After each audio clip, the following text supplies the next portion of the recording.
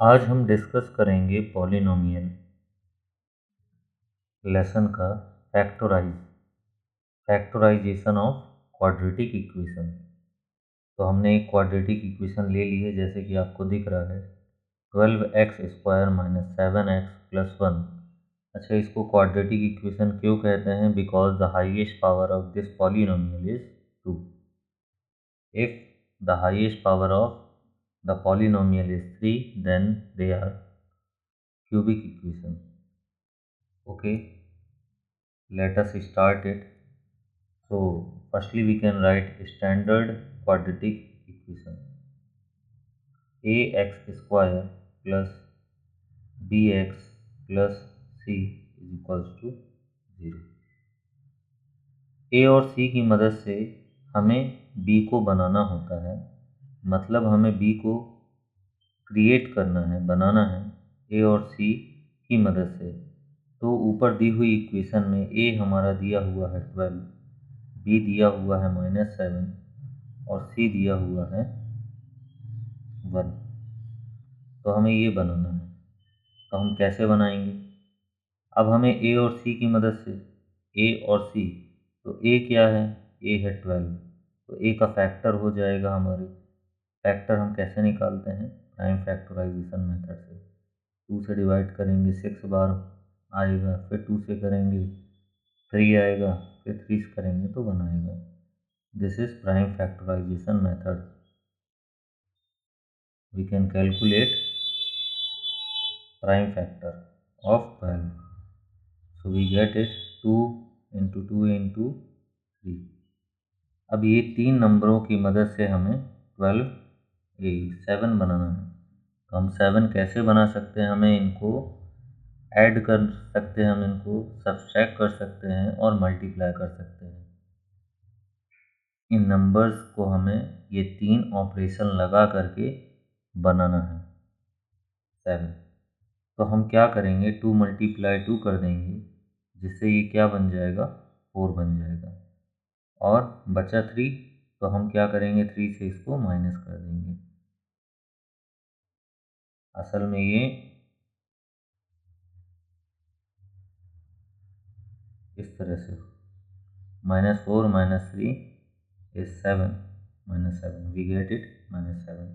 okay, let us do 12x² minus 4x minus 3x।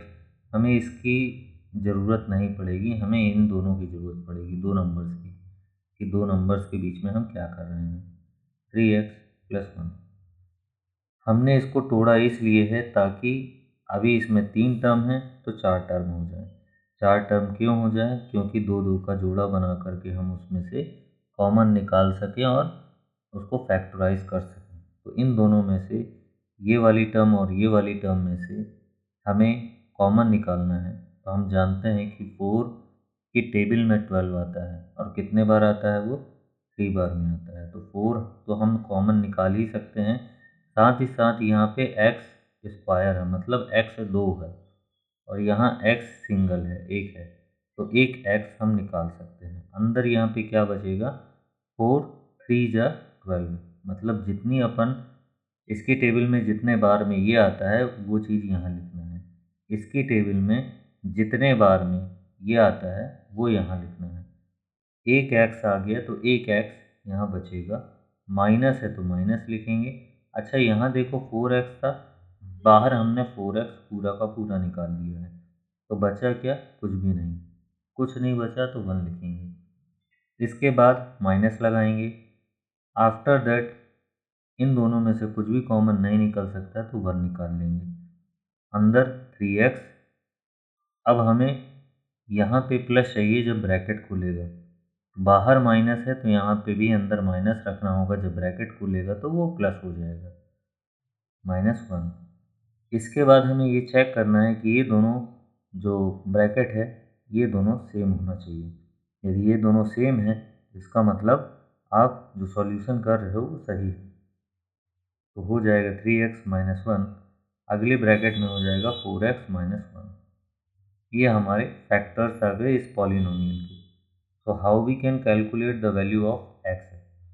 X की values को हम कैसे कैलकुलेट कर सकते हैं, जो फैक्टर हैं उसको हम 0 से इक्वेट करेंगे और एक्स की वैल्यू को हम निकाल लेंगे। जैसे कि -1 है, उठ के उधर जाएगा तो +1 हो जाएगा, और ये मल्टीप्लाई में 3 है तो डिवाइड में 3 आ जाएगा। तो हमारे एक्स की वैल्यू आ गई 1/3।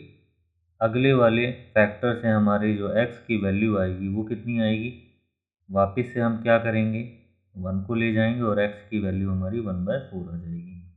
This is our answer. तो एक्स की वैल्यू भी आ गई हमारी, हमारा फैक्टर भी आ गया। ये हमारा फैक्टर्स हैं। हम यहाँ लिख सकते हैं 3x-1 and 4x-1 is the factor of p of x।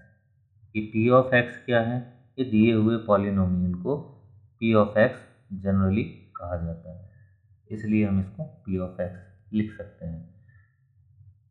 If you have any doubt in this topic, then you can ask in comment section. Thank you. Please like, share and subscribe.